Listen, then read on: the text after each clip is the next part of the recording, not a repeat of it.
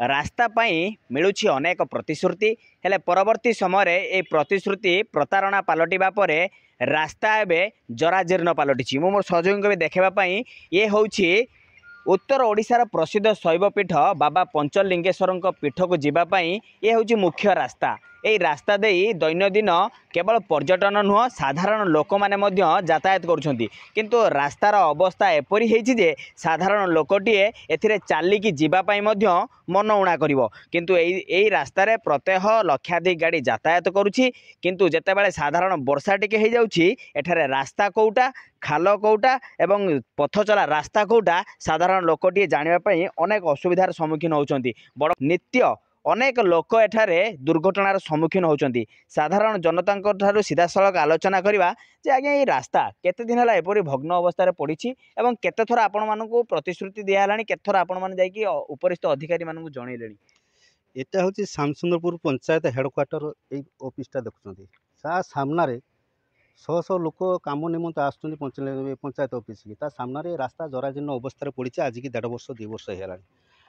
सरकार प्रतिश्रुति दवा पर भी आम बारंबार पिटिशन दौचु सब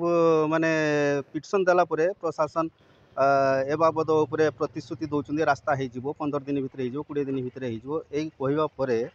गोटे ट्रक हालका ये जो बाली मिशा पथर आनी पकई दौरान जहाँकि 2-4 दिन जाऊँगी अवस्था खराब हो तेणु रास्ताटा टी शीघ्र मरामती हेले आम साधारण लोक उपकृत हूँ आ बाटघाटे चला बुला करने समय असुविधा सम्मुखीन हो न हूँ। निश्चित भाव में जड़े पथचारी जो सहित सीधासलख आलोचना करवा आज्ञा ये जो रास्ता आपण मानक यातायात करने केते असुविधार सम्मुखीन होगा बहुत असुविधा हो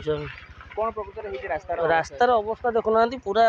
पहाड़ रास्ता खादान रास्ता सहित सामान हो बर्तमान रास्ता साधारण लोकटे डेलीवरी पेसेंट जीव तो केते असुविधा हो बाटर डेलीवरी हो असुविधा बहुत हो आपण साधारण 108 आंबुलांस आसुची से गाड़ी 3 दिन खराब हो आपण जो बाइक नहीं आसुंती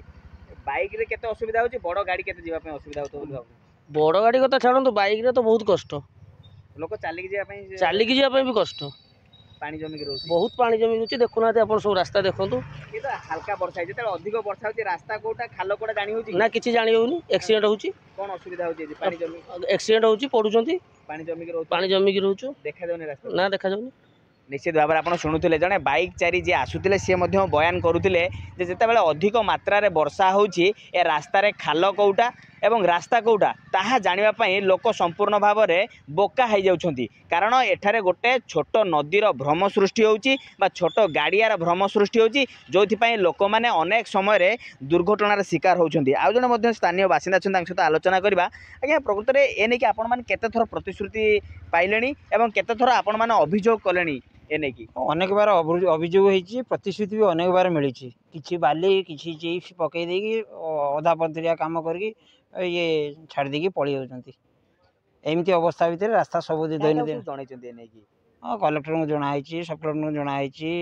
एमएलए एमपी समस्त प्राय समस्त अधिकारी को आम जन कौन कहते हाँ हो 15 दिन भितर हो 20 दिन भितर होमती प्रतिश्रुति दिखती आ प्रकृत में वास्तव चित्र कौन है वास्तव चित्र गोड़िया खाल खमारा कॉलेज छुआ जा रास्तार पढ़ुं स्कूल छुआ जापार वर्षा बेले बाध्य घरे रोच अधिकांश पिला यही असुविधा देखिए गति कर मेडिकल तो निश्चित आम्बुलांस जीवा बड़ कष्ट आम्बुलांस तो जीवा असंभव हो पड़ू और आम्बुलांस जो माने तार रिपेयरिंग ये तो 15 दिन 8 दिन थे ना ये गाड़ी खराब हो ये रास्तार जो प्रकार अवस्था रोगी जीवा भी माने रोगी अधबाट जाकि मरवा सहित सामान हो रास्तार जो बसी रोगी तार जो कष्ट अनुभव कर रास्ता केते समय लगे पहुंचे केते किलोमीटर रास्ता आप नीलगिरी पहुंचे नीलगिरी जावाई आमको बाइक 5 मिनिट 7-10 मिनिट लगे किंतु बर्तमान अध घंटे 45 मिनिट लगुच जावाई नीलगिरी 7-8 किलोमीटर जावाई 45 मिनिट रास्ता लगुच पाखापाखि असुविधार सम्मुखीन निश्चय कौन चाहूँ पॉल्यूशन रास्ताटी पूरा परमानेंट सॉल्यूशन हवा दरकार लोक मैंने मेन कथा है तीर्थयात्री मैक्सिमम तीर्थयात्री एठिक आसुँच पंचलिंगेश्वर से भी बहुत अशांति भितर जाकि विभिन्न आड़े प्रचार कर पंचलिंगेश्वर रास्तार अभाव जहाँकि पर्यटन जो विकास हवा कथा लोक मान जो मेरुदंड से इनकम सोर्स हवा कथा से इनकम टी बाधाप्राप्त होची लोक निश्चय नाक टेकुचंती न हुए कम जब न हुए आगामी दिन आगामी दिन निश्चित आंदोलन पंथा धान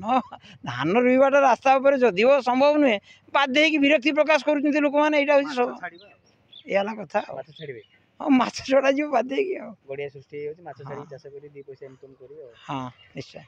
निश्चित भाव में आपण शुणुले जोपरी भाव में लोक मैंने बयान करुले जे प्रकृत में ये जो रास्ता ए रास्ता कौन उपात अंचल रास्ता नुह ए हूँ उत्तर ओडिशार प्रसिद्ध शैवपीठ बाबा पंचलिंगेश्वर रास्ता किंतु एठी पर्यटनर विकास होगा बदल में पर्यटनर विनाश होउछि तेबे देखा बाकी रहा ए खबर प्रसारण होगा पर स्थानीय प्रशासन केते तत्परता देखौछि एवं ए रास्ता मरामती